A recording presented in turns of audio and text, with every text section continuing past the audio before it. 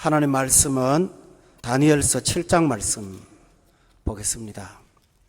다니엘서 7장 1절 말씀에서 12절까지 교독하겠습니다. 바벨론 벨사살 왕 원년에 다니엘이 그의 침상에서 꿈을 꾸며 머릿속으로 환상을 받고 그 꿈을 기록하며 그 일의 대략을 진술하니라.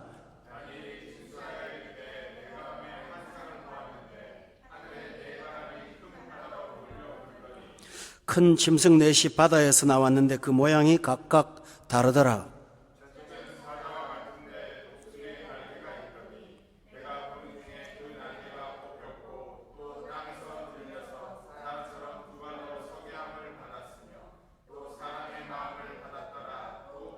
다른 짐승 곧 둘째는 곰과 같은데 그것이 몸 한쪽을 들었고 그 입의 이사이에는 새 갈빗대가 물렸는데 그것에게 말하는 자들이 있어 이르기를 일어나서 많은 고기를 먹으라 하였더라.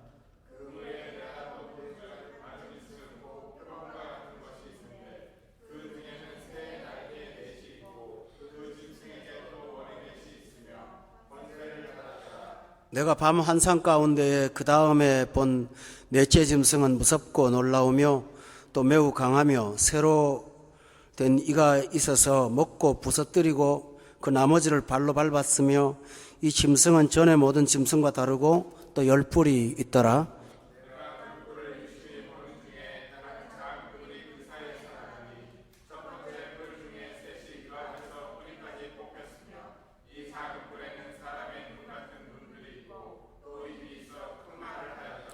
내가 보니 왕자가 놓이고 옛적부터 항상 계신 이가 자정하였는데 그의 옷은 희기가 눈 같고 그의 머리털은 깨끗한 양의 털 같고 그의 보좌는 불꽃이요 그의 바퀴는 타오르는 불이며 10절부터 12절까지 다 함께 읽겠습니다. 시작.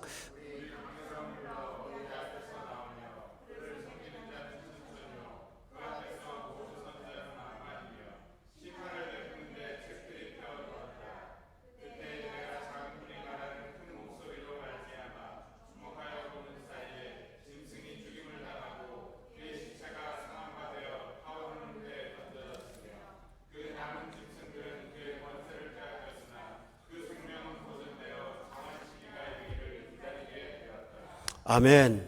다니엘서 꾸준히 듣지 못한 분들은 오늘 본문이 무슨 말을 하는지 조금 잘 이해가 안 갈 것 같아요. 제가 좀 설명을 하고 들어가도록 그렇게 하겠습니다.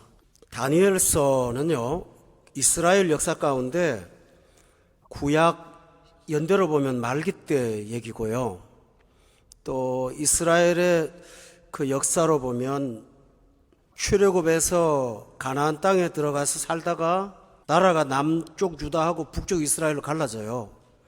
그랬다가 두 나라가 먼저 북이스라엘이 아수르라는 대국에 멸망을 당합니다. 또 그 다음에 조금 있다가 남유다가 또 바벨론에 멸망을 당합니다. 그런데 그 남유다가 멸망당해갖고 포로로 끌려간 이 바벨론에서의 생활 이야기입니다. 바벨론에 끌려갔는데 그 중에서 경건한 소년들 몇 명 있었어요. 이름이 구체적으로 나오죠. 4사람인데요. 이 4사람 중에서 돋보이는 사람 하나가 있었는데 그 사람이 다니엘이에요. 이 다니엘이 바벨론의 정치계에 발탁이 돼갖고 국무총리까지 하죠. 그런데 이 바벨론의 나라가 중간에 망해요. 망하고 지금 우리가 페르시아라는 말을 쓰는데 파사라고 성경에 나와요. 그게 파사라고 하거든요. 근데 그 파사라는 나라가 또 돼요. 그렇지만 다니엘은 그때까지 계속 상당히 높은 정권의 지위에 있었어요. 그러다가 다니엘이 7장을 말할 그 내용 때는 하나님께서 바벨론에 70년 동안 포로 생활을 한다고 한정적으로 말씀하셨는데 그 마지막 때가 다가온 그때예요. 그때인데 하나님께서 다니엘한테 계시를 주셨어요. 어떤 계시냐면 자꾸 환상을 보게 해갖고 세상 나라가 부질없는 나라고 하나님의 나라는 아주 귀한 나라, 좋은 나라, 이 나라를 비교해 줘요. 이 계시를 다니엘한테 주시는 이유가 있어요. 이스라엘 백성들이 70년 가까이 바벨론에 살다가 보니까 처음에는 남의 나라 포로로 끌려가서 슬프고 힘들었겠죠. 그러나 70년 동안 강대국에 살다 보니까 그 나라의 문화나 그 나라의 풍습에 젖은 거예요. 하나님이 70년 뒤에 예루살렘으로 돌아가라고 할 때 바벨론에 포로된 사람 중에 많은 사람들이 안 가려고 그랬어요. 자리 잡고 살기가 좋은데 거길 왜 떠납니까? 또 바벨론이라는 나라는 포로로 끌고 와서 노예로 막 학대하거나 그러진 않았어요. 하나님께서 바벨론의 왕을 하나님이 무릎 꿇게 해갖고 이스라엘 백성들을 함부로 못되하게 했거든요. 그래서 바벨론 왕들은 유대인들일지라도 장사도 하게 하고 또 공무원 취직도 하게 하고 이렇게 해서 그 생활 가운데 기득권을 갖도록 만들었어요.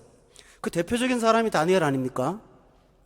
그러니까 기득권을 갖고 있는 사람들이 이제 이 나라 버리고 고향으로 돌아가려고 하는데 그 고향은 70년 전에 바벨론에 침공을 당하면서 완전 다 부서졌거든요.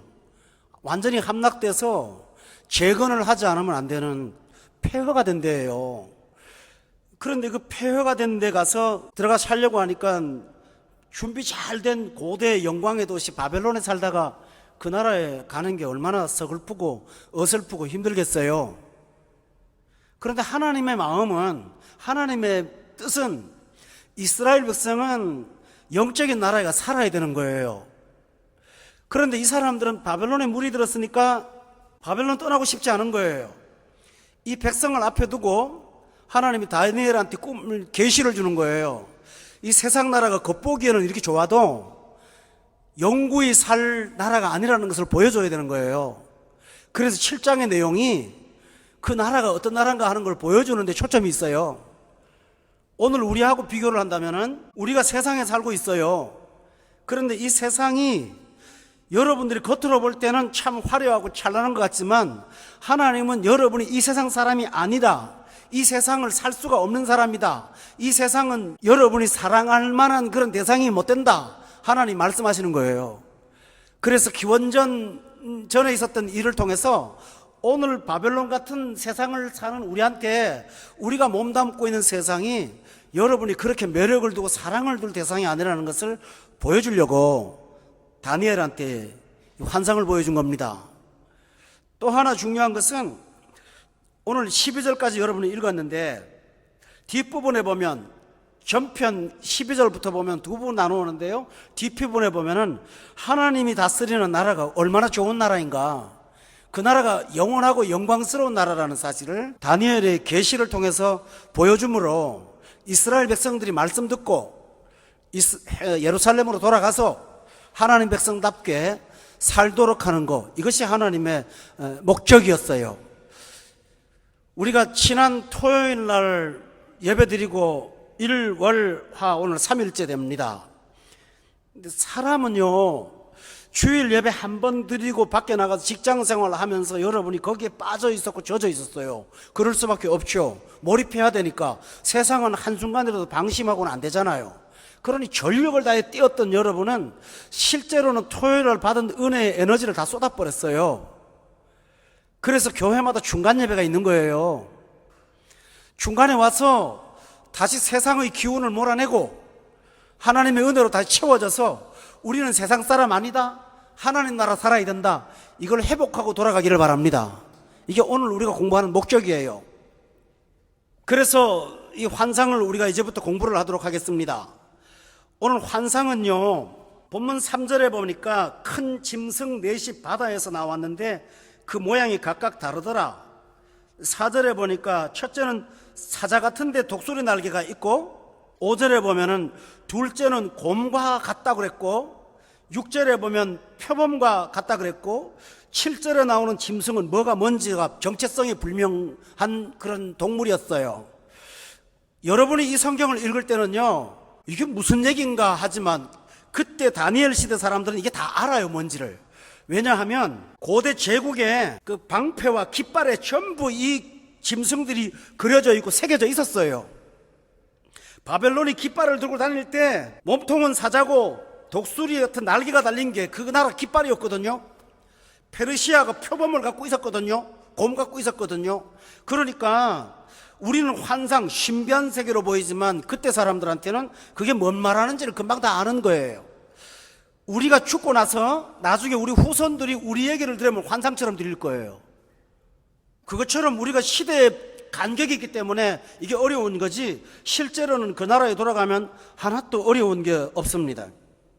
문제는 뻔히 다 보이는 이 세상의 그 기호들인데도 불구하고 사람들이 깃발은 보지만 그 깃발이 갖고 있는 본질을 잘 모르는 거예요. 그래서 다니엘의 환상의 중요점은 곰이 뭐고 표범이 뭐고 그게 중요한 게 아니라 그것이 갖고 있는 속성이 뭔가를 보여주는데 하나님의 주안점이 있는 거예요. 다시 말하자면 우리가 세상에 나가 사는데요, 직장 가고 돈 벌고 하잖아요. 그건 다 일상생활 아닙니까? 그런데 하나님은 그 속의 본질을 여러분한테 보라고 하는 거예요. 그게 오늘 본문 내용이라고요. 그래서 여러분하고 공부를 하겠는데요, 하나 예를 더 든다면 그 박물관 가보셨습니까? 이집트 박물관 같은데 저는 그거밖에 못 가봤는데요, 다른 박물관은 있는지 모르겠네요. 가보면은 그 기원전에 썼던 우상들, 그 조상들이 있어요. 몸은 말이고 머리는 또 뭐 사자고 뭐 이상한 거 있잖아요.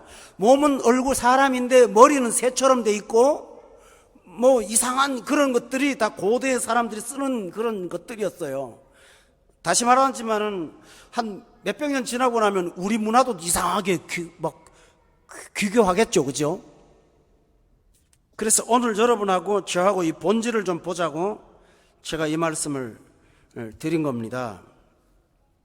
또 하나 오늘 본문을 들어가면서 여러분하고 설명할 게 있습니다. 여기 12절까지 보면 이 나라가 다 망해요. 전부 다 망하죠. 그리고 하나님의 나라가 세워져요. 그러니까 많은 분들이 이 공부하면서 이 다니엘서 7장을 성경에서 제일 어렵다 그러거든요. 사실 안 어려워요. 종말론 얘기로 생각하거든요. 왜냐하면 요한계시록 이 본문이 그대로 다 나와요. 그런데요, 정확하게 말하면 종말론 얘기가 맞아요. 그렇지만 종말론만 아니에요. 지금 이 세상에서 실현되고 있는, 진행되고 있는 현실 상황이에요, 이게. 그래서 여러분하고 오늘 이 말씀을 좀 들어가도록 하겠습니다. 첫째로 세상이 뭐냐? 3절에 보니까 큰 짐승 넷이 바다에서 나왔다고 말하는데 여기서 세상을 짐승으로 표현하고 있어요. 창세기에 하나님께서 세상을 만들 때, 동물을 만들 때요, 짐승이라는 단어를 안 썼어요. 짐승이라는 단어는 성경 전편에 걸쳐서 딱 2번 나오는데요, 많이 안 나와요. 다니엘서하고 요한계시록만 나와요. 한글말로 동물 그러면 동물을 좋게 말하는 거고요, 짐승 그러면 동물의 그 포악한 본성을 갖고 얘기하는 거죠. 그래서 요새 뭐 현대 신조 중에는 사람 중에 아주 나쁜 사람 보면 짐승 같다고 막 그러고 그러잖아요. 이 짐승이에요. 그러니까 성경에서 세상을 뭘로 보느냐 하면 짐승으로 본다는 말이에요. 그러니까 우리 그리스도인들이 세상을 볼 때 짐승으로 봐야 된다, 그런 말이죠. 이해가 되세요? 다시 말하죠. 여러분 이 본문 갖고 우리 한번 생각해 봅시다. 여러분이 지금 몸담고 사는 세상을 짐승으로 봅니까? 아니면 뭘로 봅니까? 하나님은 세상을 짐승으로 보고 있어요. 그러면 여러분도 하나님처럼 짐승으로 봐야 돼요. 이 짐승이 뭐냐고 말할 때 17절에 보면 3절에 대한 해석이 나와요. 같이 한번 읽어보세요. 자, 시작. 그랬어요. 여기서요, 어떤 사람들은 세상에 일어날 내 왕을 고대의 나라들을 말한다고 생각을 해요. 그러나 그게 아니고요, 17절에 보면은 세상에 일어날 내 왕이라고 했으니까 이 세상이 반복되는 패턴을 말하는 거예요. 그런데 이 세상이 어떤 특징이 있느냐 하면 25절을 한번 보세요. 왜 짐승인가? 25절 다 같이 한번 읽어봐요. 시작.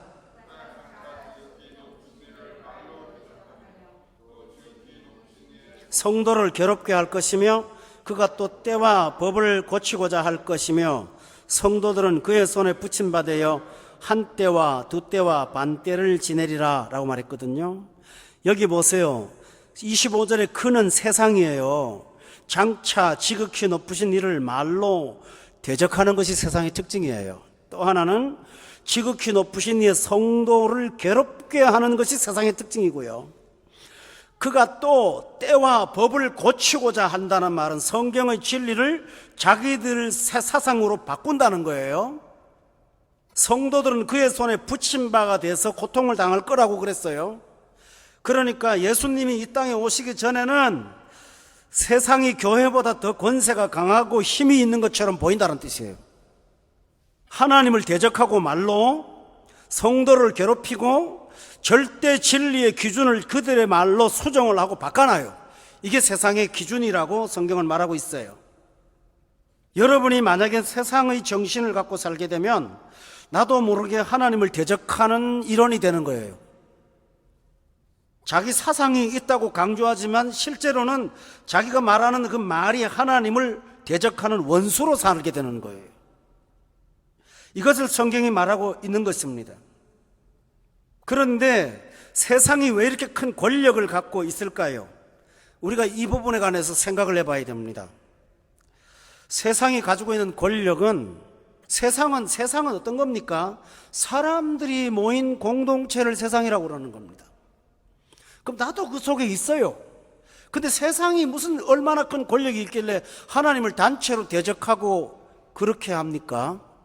세상이 도대체 무슨 힘이 있는 것입니까? 세상의 힘은 그들이 갖고 있는 권력이나 무력이 아닙니다. 그건 사람이 다 만드는 건데요.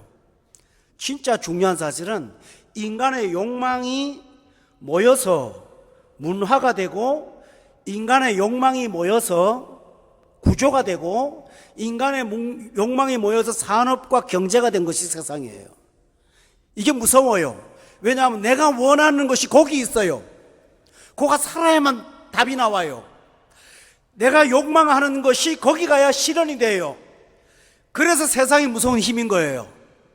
내가 거부되고 내가 싫은 곳이 세상이 아니라 내가 필요한 게 거기 다 있어요.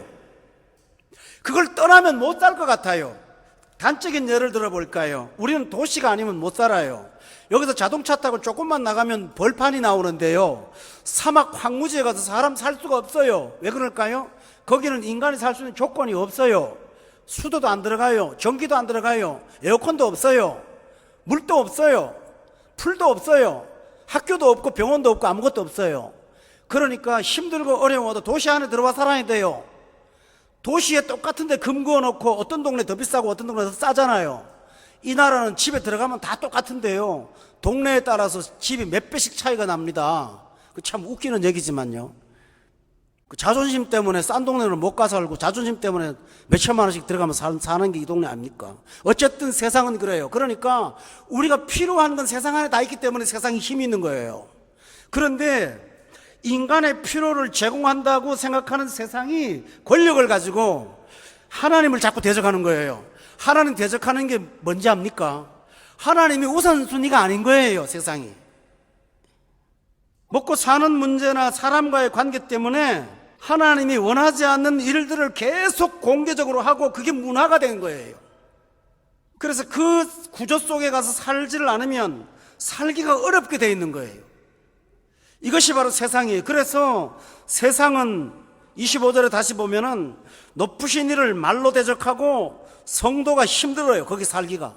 세상 안에서 성도로 산다는 건 굉장히 힘들어요. 여러분이 세상 사람으로 사는 것은 힘들지 않아요. 그러나 성도로 사는 것은 힘들어요. 아멘. 근데 교회 가면, 잘못된 교회 가면 성도로 사는 것이 좋다고 생각해요. 절대로 아니에요. 이 세상을 성도로 사는 것은 괴롭고 힘든 거예요. 그래서 예수님은 이렇게 말했어요. 세상에 들어가면 너희가 환난을 당한다 그랬어요. 담대하라, 이겼노라 말씀하셨지 환난 면제됐다는 말 없거든요. 성도로 사는 것은 세상은 괴로운 거예요. 여기서 여러분이 도전을 받아야 돼요. 내가 성도로 세상을 사는가, 세상 사람으로 세상을 사는가라는 거예요. 단연코 성도로 세상을 살면 성도는 괴롭힘을 당하게 되어 있습니다. 보세요. 25절에 보면 성도들은 그의 손에 붙인 바 되어 있다고 했어요. 내가 신앙생활 자유롭게 못하는 거예요. 이런 어려움이 존재하고 있는 거예요. 그래서 이런 경우를 가르쳐서 세상을 뭐라고 한지 압니까? 짐승이라고 표현한 거예요. 여러분이 이 성경을 좀 구체적으로 알려면 요한계시록 13장을 한번 찾아보시고 거기 똑같은 말이 계속 반복되고 있습니다. 13장 5절에 보십시오. 제가 읽어드릴게요. 또 짐승이 과장 떼고 신성모독을 말하는 입을 받고 라고 되어 있습니다. 6절에 보니까 짐승이 입을 벌려 하나님을 향하여 비방을 한다 라고 되어 있습니다. 7절에 보면 권세를 받아서 성도들과 싸워 이기고 라고 되어 있습니다. 그리고 8절을 다 같이 한번 읽어봅시다. 시작. 어린 양의 생명책의 창세 이후로 이름이 기록되지 못하고 이 땅에 사는 자들은 다 그 짐승에게 경배하고 있다고 그랬습니다. 여러분, 예수 믿어서 구원받고 어린 양의 생명책에 이름이 기록되지 못한 이 땅에 사는 불신의 영혼들은 전부 다 짐승에게 경배하는 종이라고 성경은 말합니다. 제가 오늘 본문을 좀 성도들이 다 돌아왔을 때 했으면 하는 생각을 참 굉장히 많이 했는데요. 여러분이 그분들 붕긴 만큼 은혜를 많이 받기를 바랍니다. 이것이 세상입니다. 또 하나 요한 1서 보겠습니다. 여러분, 세상의 본질이 뭔지를 한번 찾아봅시다. 세상의 본질을 요한 1서 2장을 보세요. 여기 보면 16절에 나오는 거 여러분 다 아는 구절입니다만은 읽어보십시다. 16절 시작. 육신의 정욕과 안목의 정욕과 이생의 자랑이니 다 아버지께로부터 온 것이 아니요 세상으로부터 온 것이라. 이 세상은 짐승입니다. 정욕밖에 없잖아요. 그래서 다니엘서에서 세상을 짐승이라고 표현했다는 거. 여러분, 우리가 하나님을 알고 영의 눈을 뜨고 나면 세상이 짐승이라는 게 눈에 보입니다. 그런데요, 은혜가 없으면 세상이 짐승이 아니라 경배의 대상이 되는 거예요. 노골적으로 물어볼게요. 여러분, 지금 솔직하게 교회 다닌다고 하지만 여러분이 세상이 짐승으로 보이세요? 아니면 경배의 대상으로 보이세요? 경배라는 말이 뭔지 압니까? 엎드려 절한다는 뜻이잖아요. 누가 세상 보고 엎드려 절합니까? 그게 아니라 내 에너지를 거기다가 더 쏟는 걸 경배라고 그러는 거예요. 거기다 쏟는 거예요. 거기에 목을 빼고요, 세상의 방식을 우리가 포기하지 않고 따라가는 거를 경배라고 그러는 거예요. 여러분, 예수님께서 40일 금식하시고 난 다음에 사탄이 와가지고 세 번째 금식 시험을 한 게 뭔지 압니까? 나한테 엎드려라, 절해라. 그러면 내가 이 세상을 다 너한테 주겠다. 똑같은 원리예요. 세상은 여러분에게 경배를 요구합니다. 세상 준다고 말합니다. 예수 믿는 사람들이 토요일날 은혜 받고 3일 동안 거기에 기운이 싹 빠지는 거예요. 나도 모르게 세상 말하고 세상 생각하고 세상의 매력을 느끼기 위해서 세상을 붙들려고 애를 쓰고 자신도 모르게 그러고 사는 거예요. 여러분이, 저는 눈뜨기를 원합니다. 세상이 짐승이라는 사실을 여러분이 눈뜨기를 주의 이름으로 축원합니다. 어떤 분들은 경건한 신자들한테 무슨 재미로 그렇게 사느냐고 말합니다. 근데 그 사람들은요, 세상이 재미가 아니라 세상이 위험한 거예요. 짐승으로 보이는데 거기서 무슨 재미를 느끼겠습니까? 좀 극단적인 표현하면 나는 골프도 짐승처럼 보여요. 여러분, 이 말 들으면 좀 우습게 해서 목사님 너무하다 하지만 솔직하게 여러분 한번 생각해 보세요. 그 긴 시간들을 정말 가치 있는 시간이 아니잖아요. 삶이 불필요하다는 말은 않겠습니다만 그게 여러분 과하면 짐승 되는 거 아니에요?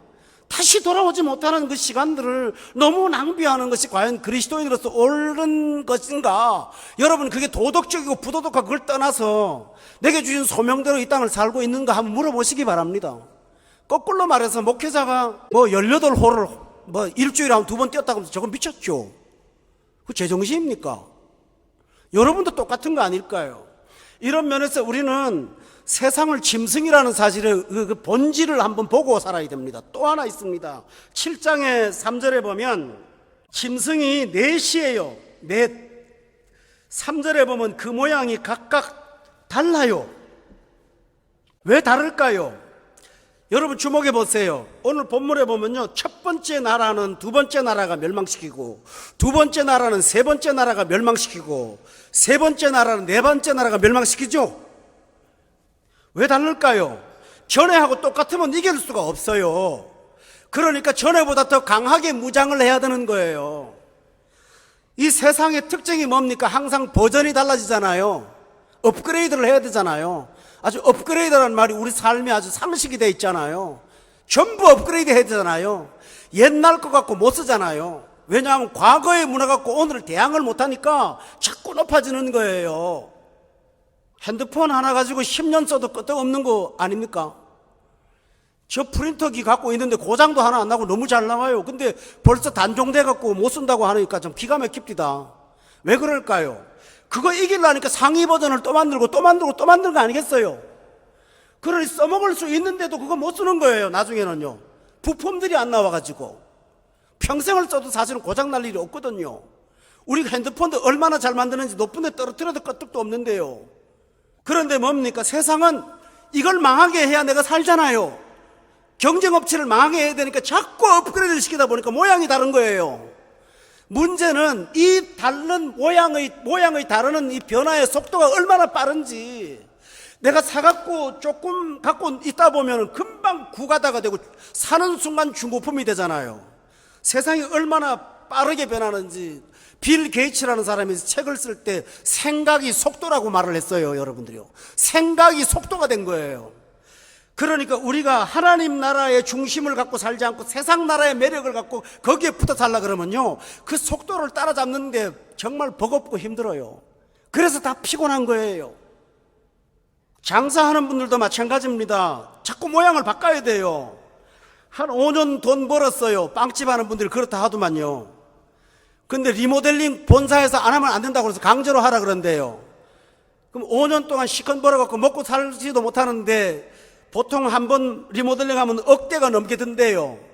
그거 다 자기가 벌어야 되잖아요. 안 하면 그 집에 빵 사러 안 와요. 옛날 찐빵집 같은 누가 사러 와요? 번쩍번쩍 멋있게 해놔야죠.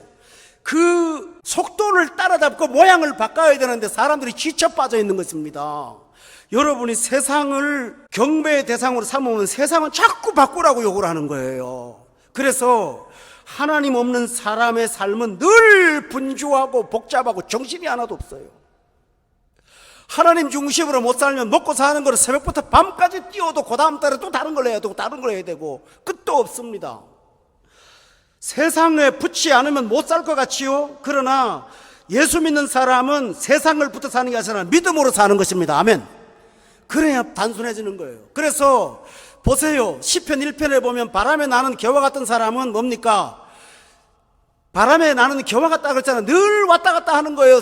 뭡니까? 사람의 꾀, 죄인의 길, 오만한 자의 자리, 이 바람 저 바람 다 쫓아다니잖아요. 그러나 하나님의 사람은 딱 하나만 합니다. 그래서 성경이 뭐라고 그랬죠? 오직 여호와의 율법을 즐거워하고 그 율법을 주야로 생각하고 묵상하는 자로다. 그것만 하는데 이런 시냇가에 심은 나무처럼 시절을 쫓아 과실을 맺고 잎사귀가 마르지 않고 그 행사가 다 형통해진다. 아멘. 하나님 없는 세상을 쫓아가는 사람은 꾀를 써야 되고 길을 만들어야 되고 자리를 만들어야 되고 바람 따라 왔다 갔다 해야 되고 바람에 나는 겨처럼 되는 거예요. 바쁜 사람 따로 있습니까? 여러분 교회 생활을 해보면요, 주일날 빠지는 사람이요, 바빠서 빠지는 게 아니라 그 사람만의 패턴이더라고요. 보니까요, 1년에 두세 번 빠지는 분은 꼭 두세 번 빠지고요, 한 달에 한두 번 빠지는 분은 남보다 더 바쁜 건지 몰라도 꼭 빠지는데 그분한테 물어보면 진짜 타당한 이유가 있어요. 빠질 수밖에 없더라고요. 그럼 여러분은 안 바쁩니까? 결국은 문제는 뭘까요? 세상 취향적인가 하나님 취향 중심인가, 그 차이가 있다라는 것입니다. 아멘. 우리 성도들 조금 비판받을 필요도 있어요. 휴가 한번 간다 그러면 휴가 가기 전에 준비하느라고 한 주 빠져, 갔다 와서 피곤해서 한 주 빠져. 아예 휴가가 우상이요. 그것 때문에 신앙생활 다 개판이 되는 거. 그래가지고 나중에 영적으로 리듬을 회복하는데 얼마나 시간이 많이 걸려서 겨우 시간 만들어가지고 조금 회복하다 보면 또 휴가 나오네. 짐승에게 경배하면 사람이 그렇게 되는 거예요. 여러분은 세상을 따라가려면 모양을 날마다 바꿔야 돼요. 버전을 맞춰야 된다고. 그러니 얼마나 힘듭니까? 여러분, 예수 믿으세요. 잘 믿으세요. 그래야 삶이 단순해집니다. 그게 행복한 거예요. 또 왜 바꿉니까, 사람이? 여러분 기억하지요? 전도서를 공부했잖아요. 바꾸는 이유가 뭘까요? 사람은 어떤 것 갖고도 만족이 안 돼요. 그러니까 조금 갖고 놀다가 바꾸는 거예요. 그렇잖아요. 그러니 세상이 왜 모델링을 바꾸고 인테리어를 바꾸고 왜 바꿉니까? 지겨워요. 빵이 지겨운 게 아니라 빵은 똑같이 먹는 건데 그 빵 가게가 지겨워서 바꿔야 빵 맛이 나는 거예요.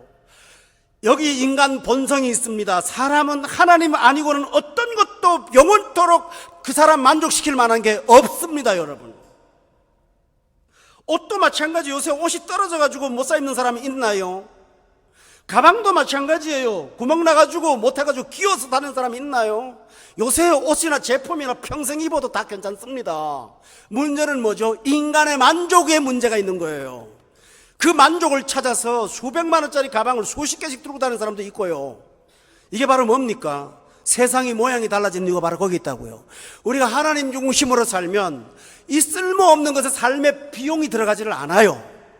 바벨론에 있는 이스라엘 백성들한테 하나님께서 그걸 얘기하는 겁니다. 너희들 그 집으로 따라 사는 거 겉으로 볼 때는 바벨론의 영광이 찬란하게 보이지만 그러나 너희가 사는 것은 그건 지옥이야 하고 가르쳐 주는 것입니다.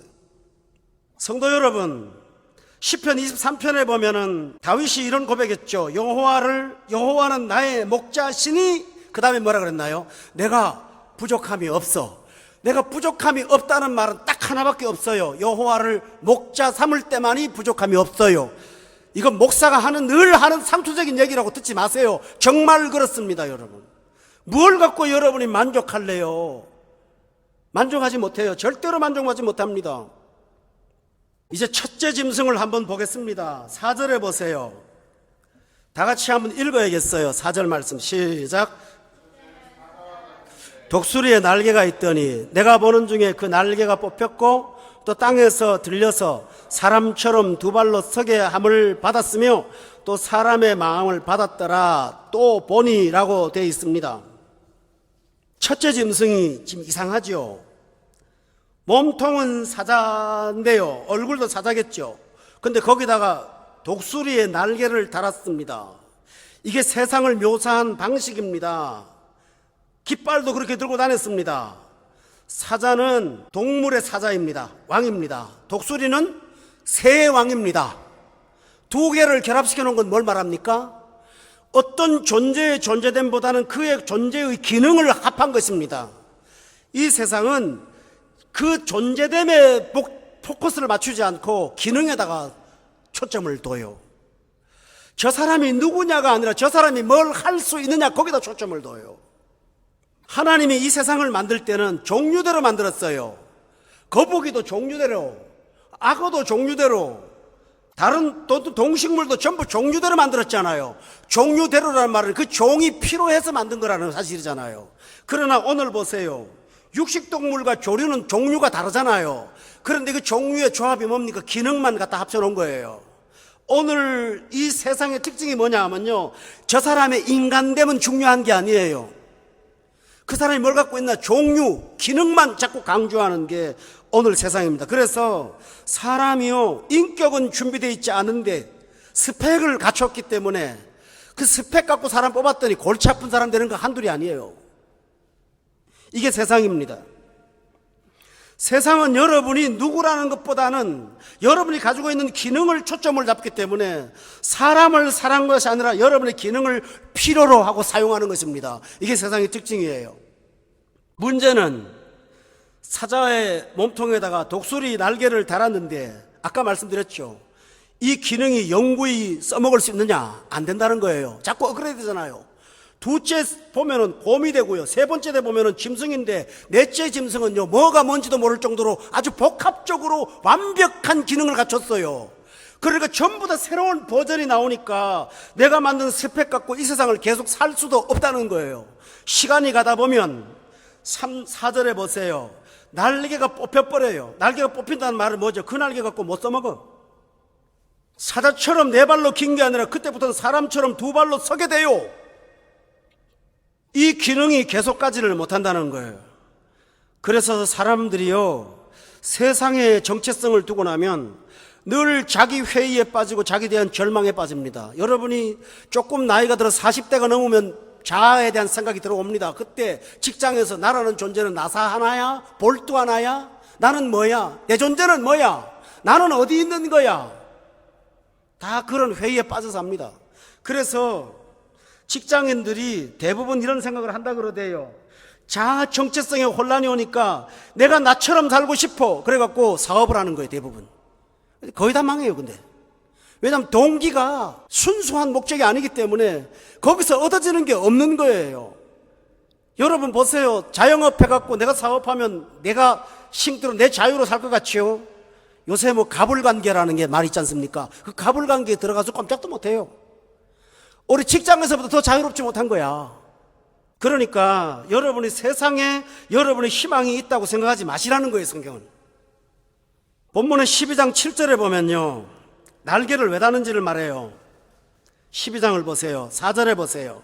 다 같이 한번 읽어볼까요? 시작. 이 말을 간수하고 이거를 봉함하라. 많은 사람이 빨리 왕래하며 지식이 더할 거라고 그랬어요. 빨리 왕래한다는 말이 뭡니까? 날개를 달아야 되잖아요. 옛날에는 걸어서 다닐 때는 세계라는 게 얼마나 큰 나라입니까? 그러나 지금은 컴퓨터로 안 보는, 한 번도 만나지 않은 사람하고 얼마든지 업무를 하고 하루에도 수많은 나라들을 이메일로 체크하면서 돌아다니고 우리 순식간이잖아요. 이렇게 빠른 독수리 날개를 달았는데 이거 갖고도 안 된다는 얘기예요. 이거 갖고도. 이 속도도 안 돼요, 이제는요.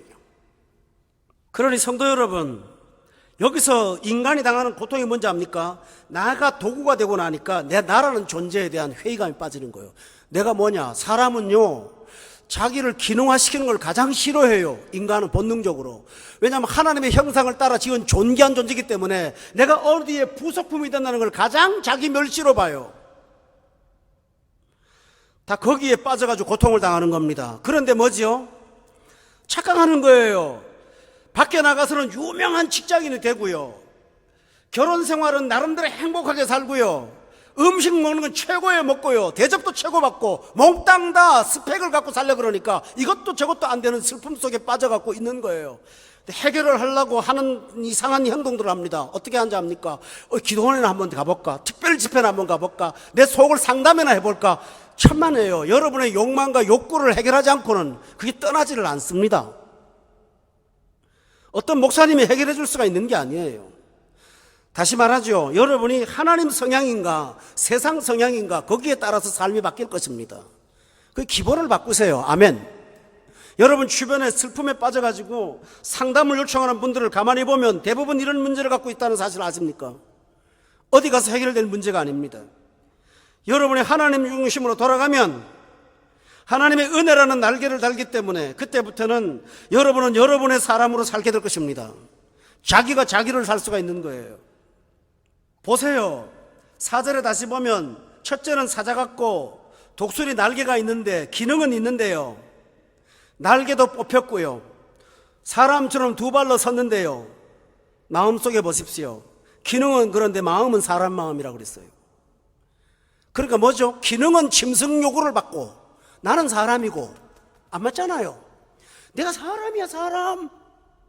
근데 세상은 여러분들 사람이 아니라 독수리 날개, 사자 같은 무서운 거, 그걸 요구하는 거예요. 내가 사람이라고, 내가 사람. 밤이 새도록 야근을 하고 그 다음날 업무를 또 처리할 수 있는 게 인간입니까? 못합니다, 여러분. 근데 회사는 요구합니다. 잘해놓으면 칭찬은 하겠지만은요, 나는 사람이요, 사람의 마음을 갖고 있다고요. 사람의 마음을 갖고 사자 일을 하고 독수리 일을 해보세요. 사람이 감당을 할 수가 있는가? 하나님만이 여러분에게 안식을 줄 수 있다는 사실을 이제 깨달았습니까? 여러분 자신을 찾으시기를 바랍니다. 세상을 벗어나야만 내가 누군지를 찾을 수가 있다는 것입니다. 또 하나 있습니다. 보세요. 사자, 날개, 사람 마음. 인간의 내면이 다 분열되어 있는 걸 말합니다. 인간은 하나님 떠나면 지적, 정적인 이 내 속에 있는 요소들이 서로 분열을 일으켜요. 머리는 끄덕이는데 감정은 싫어. 저 사람을 사랑하라는 것을 성경에 배웠는데 내 마음은 미워요. 또 감정하고 정서는 다 맞는데 내가 의지를 하려니까 행동을 도저히 못하겠어요. 자기 속에 자기 분열이 일어난 것을 이걸 말합니다. 사람 마음은 있는데 날개는 뽑혀 있고 사자는 같은데 이것도 저것도 아닌 괴물이 되는 것입니다. 이게 바로 세상의 특징이라고. 얼마나 강한 메시지입니까? 이거 이해가 되십니까? 이 신비한 게 아닙니다. 우리가 하나님을 떠나면 사람이 괴물 되는 거예요. 여기서 저는 한 가지 말씀을 더 덧붙이겠습니다. 오늘 세상은요, 자아를 재구성하라 그래요. 하나님이 만든 형상대로 사는 것이 아니라 이 세상이 요구하는 어떤 제품으로 만들어지기를 원하는 거예요. 우리는 그 가운데서 하나님 앞에 돌아오지 못하면 신음할 수밖에 없고, 이걸 갖다가 일컬어서 뭐라고 하냐입니까? 죄의 종이라고 말하는 겁니다. 아멘? 종된 거예요. 그런데도 불구하고 세상을 떠나면 먹고 살 수도 없고 죽을 것 같은 거예요. 너무 힘든 거예요. 이런 곳에서 하나님은 여러분에게 이렇게 다가오십니다. 따라합시다. 오직 의인은 믿음으로 살리라. 저는 오늘 사무엘상을 다시 공부했어요. 몇 명 안 되는 성도들이지만 그분들한테도 평생에 다시 올 수 없는 기회이기 때문에, 저 요즘에 여자분들 성경 공부하는데 일주일 동안 거의 잠 몇 시간 안 자고 공부합니다. 어떻게 하면 쉽게 진리를 가르쳐 드릴까? 다시 신학교 개론책을 또 꺼내들고 서적을 꺼내들고 다시 공부를 합니다. 제가 다 아는 얘기입니다. 그리고 또 공부합니다. 하면서 오늘 새로운 은혜를 받았어요. 여러분, 성경에 보면 이런 거 나오죠. 다윗이 자기 다윗성에 잃어버렸던 하나님의 법궤를 모셔오는 날이었어요. 너무너무 기뻐요. 그러니까 춤을 춰요. 춤을 췄는데 옛날에는 팬티를 안 입었잖아요. 그러니까 춤추다가 아랫도리가 다 보였다고요. 그거를 다른 사람들은 왕이 기분이 좋으니까 저렇다고 다 즐거워해요. 그런데 그 부인인 미갈이 저쪽에 다른 여자도 있는데 저게 뭐야? 질투가 난 거예요. 그래서 왕이 그 따위로 하느냐고 비난을 합니다. 다윗이 자기가 실수한 건 있지만 내 본심이 하나님은 여호와를 사랑한 거야. 난 너무 좋아. 법궤가 돌아오는 게 너무 마음이 즐거워서 내가 이래 하고 자기 아내한테 항변을 합니다. 근데 하나님께서 그날부터 미갈의 태를 닫아버려요. 애를 못 낳게 해요. 근데 그것 때문에 하나님이 애를 못 낳게 하는 게 아닙니다. 하나님이 사울의 자식을 다시는 세우지 못하게 하려고 하나님께서 폐위를 시켰어요. 미갈이 자식을 낳으면 사울의 후예가 다윗의 안방에서 자라는 것입니다. 하나님께서 그를 거절하신 거예요. 난 이걸 보면서 인간이 자기 스스로 뭘 만들려고 하지만 하나님께서 기뻐하시는 일을 하면 하나님은 정적을 미리 제거해 주셔서 다윗의 위가 영원토록 하신다는 사실을 보았습니다. 여러분 이해가 되십니까? 이게 바로 진리예요. 저는 여러분께 말씀드리겠습니다. 오늘 4절만 할 수밖에 없는데요. 우리한테 필요한 것은 세상의 성향을 걷어버리는 겁니다. 세상에 구원이 있다는 생각을 걷어버리시는 겁니다. 그리고 하나님의 법대로 사시고 하나님을 사랑하고 먼저 그 나라와 그 의를 구하는 사람이 되십시오. 그게 여러분을 행복하게 하는 유일한 비결입니다. 그리고 복잡한 삶에서 단순해질 것이고 번민이 사라지는 행복을 느끼게 될 줄로 믿습니다. 실제로 생활 가운데 하나님께서 오늘 다윗의 삶처럼 해결하시는 것을 보게 될 것을 확신합니다. 저는 오늘 다윗을 공부하면서 참 다윗이 순간순간 하나님 앞에 참 잘못한 게 많구나. 근데 하나님이 그 잘못한 걸 자꾸 죽여서 없애더라고요. 그리고 결국은 다윗이 되게 하는 걸 보면서 하나님 중심으로 살면 우리가 하지 못하는 것을 하나님이 하신다는 사실을 저는 봤어요. 이게 하나님 하는 일입니다. 성경 공부 그래서 하는 거예요. 저도 다시 결심했습니다. 교회 안에 요즘에는 유행처럼 번지는 프로그램들이 얼마나 많은지 몰라요. 뭐 아버지 학교, 애 학교, 뭐 엄마 학교, 뭐 부부 학교, 뭐 부부 관계 학교, 뭐 별거 다 있더만요. 그러나 저는 확신합니다. 지금까지 성경의 역사를 보면 하나님 말씀만 붙잡았을 때 처음은 느릴지 모르지만 정말 영혼이 거기서 태어난다는 사실을 믿습니다. 여러분도 따라 주시기를 주의 이름으로 축원합니다. 그리고 또 하나 있습니다. 많은 다양한 것 있지만 바울 사도는 그랬습니다. 내가 많은 것 알지만 딱 하나만 붙잡을 거야. 십자가에 달린 예수만 전할 거야. 다른 얘기 하지 않을 거야. 그는 초점을 예수님한테 맞췄습니다. 그것만이 자기에게 생복이요, 그것만이 세상을 살리는 유일한 비결이라는 사실을 그는 믿었어요. 아멘. 오늘 세상의 고민은 뭔지 압니까? 못해서 문제가 아닙니다. 할 게 너무 많아서 문제가 되는 거예요. 다양한 속에서 내가 이것도 하고 저것도 하고 다 해야 됩니다. 사람은 다 못해요. 여러분 욕망에 끌려다니지 마세요. 다 못하니 뭘 해야 됩니까? 우선순위를 잡으세요. 가장 중요한 것을 가장 먼저 하세요. 가장 소중하게 하세요. 나머지 것들을 하지 못하면 따라올 줄로 믿습니다. 오늘 저녁에 오면서 톨스토이의 글을 읽었어요. 단편집을. 짧은 시간이라도 시간이 아까우니까요. 책을 읽었는데 거기에 뭐라고 했냐면요, 당신에게 책이 많은가? 나한테 하는 말 같아요. 당신 생에 다 읽을 수 있는가? 꼭 나한테 하는 말 같아요. 그래서 제가 집에 봤어요. 한 6,000권 정도 되는 것 같은데 하루에 한 권씩 읽는다 그래도 20년 걸린다. 이거 불가능한 얘기잖아요. 죽을 때까지 다 못 본다는 얘기예요. 그리고 그 다음에 구절을 보니까 가장 중요한 책으로 소규모 서재를 따로 만들어라. 그리고 가장 소중한 책에 일생을 투자해라. 차라리 그게 낫다. 톨스토이의 권면입니다. 맞는 것 같아요. 가장 중요한 책이 뭘까요? 이겁니다. 그렇죠?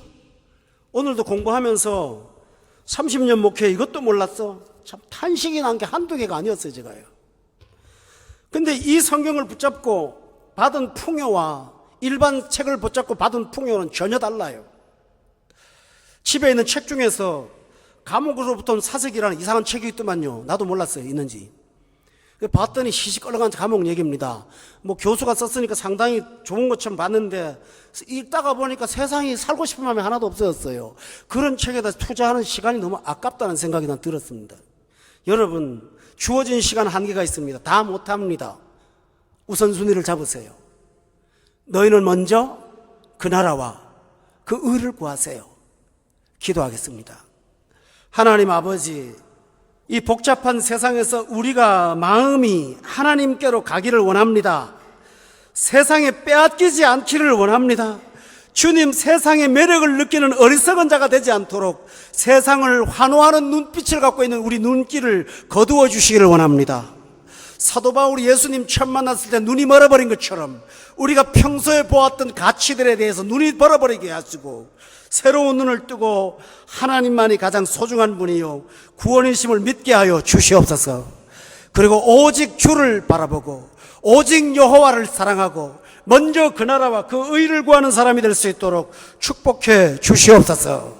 주님이 주시는 안식과 단순함에서 평안을 누리게 하시고 그 평안을 이웃들에게 전하는 우리 모두가 될 수 있도록 복의 복을 더하여 주시옵소서. 예수님의 이름으로 기도드렸습니다. 아멘.